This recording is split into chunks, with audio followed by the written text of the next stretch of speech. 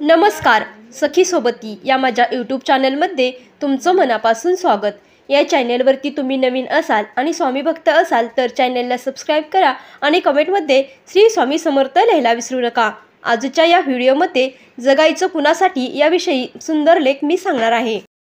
माणूस जन्माला येतो, लहानाचा मोठा होतो, पुढे सुखदुःखाची अनेक वादळे झेलत आयुष्य जगतो. पण आयुष्य का जगतो, कशासाठी जगतो आणि कुणासाठी जगतो याची मात्र काहीच कल्पना नसते.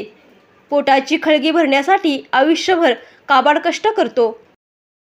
पैसा मिळवण्यासाठी कुठेतरी नोकरी करतो, लहान सहान कामे करतो, अंगमेहनतीचीही कामे करतो. पूर्वी 80 ते 90 वर्ष आयुष्य जगायचा, आता 60 ते 70 वर्ष जगतो आणि मरून जातो.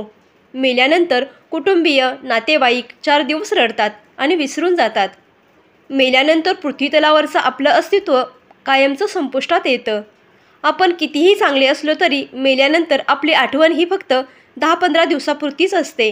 कारण आपण जगलेलो असतो ते केवळ आपल्या कुटुंबापुरतंच. मी, माझं कुटुंब एवढंच जग असतं आपलं. खूप पैसा, गाडी बंगला, दागदागिने आहेत म्हणून एखादा माणूस श्रीमंत असतो असे मुळीच नाही. चांगल्या स्वभावाचा, चांगल्या विचाराचा माणूस हा खरा श्रीमंत असतो.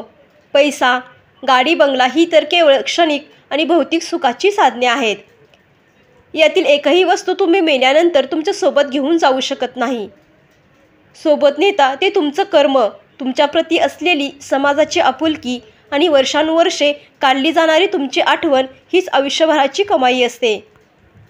आजवर पैशाने खूप श्रीमंत असणाऱ्या एखाद्या व्यक्तीची आपण आठवण काढतो असं मला तरी वाटत नाही. पण समाजासाठी झटणारे साधुसंत आणि अनेक थोर समाजसेवक आजही आपल्या स्मरणात आहेत. कारण ते जगले होते ते समाजासाठी. त्यांनी समाजाला काहीतरी दिलं म्हणूनच आजवर त्यांच्या आठवणी जिवंत आहेत. उदाहरण द्यायचं झालं तर संत गाडगेबाबा. काय होतं त्यांच्याकडे? फक्त हातात एक खराटा, डोक्यावर फुटलेल्या मडक्याचं खापर, अंगावर फाटका सदरा.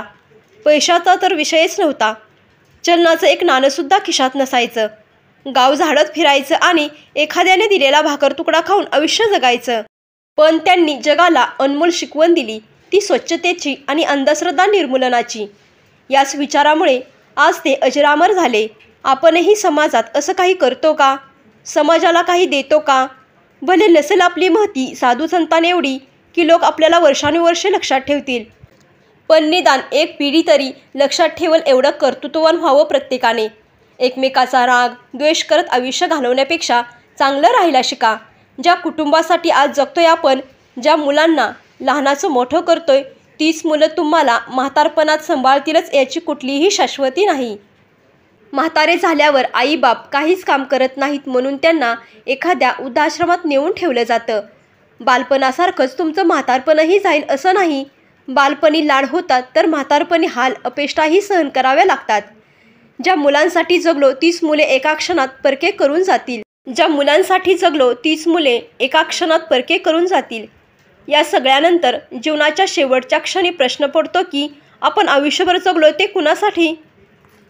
समाजासाठी जगा, दानधर्म करा, योग प्राणायाम करा, ध्यानधारणा करा, भुकेल्या माणसांना अन्न द्या, आनंदात जगून घ्या.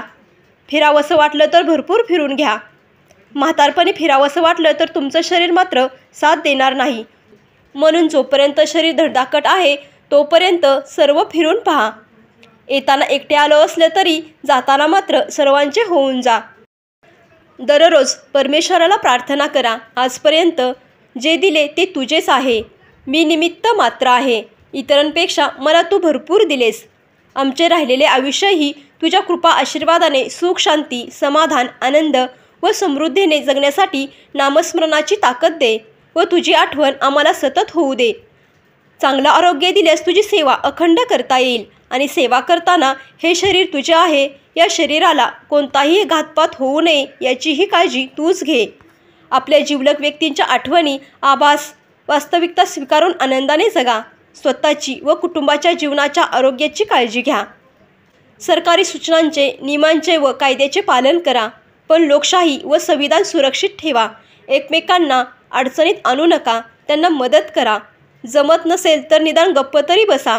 नको त्या उठाठेवी करू नका. समाजातील खोट्या, राजकारणी, मतलबी, स्वार्थी, गर्विष्ठ, अहंकारी, लबाड लोकांपासून सावध व दूर राहा. अफवावर विश्वास ठेवण्याआधी प्रथम खात्री करा. नेहमी सुखी, समाधानी, आनंदी राहा. नेहमी सावध राहा, सुरक्षित राहा आणि सतर्क राहा. जगावं तर कुणासाठी याविषयी तुम्हाला सुंदर माहिती सांगितलेली आहे.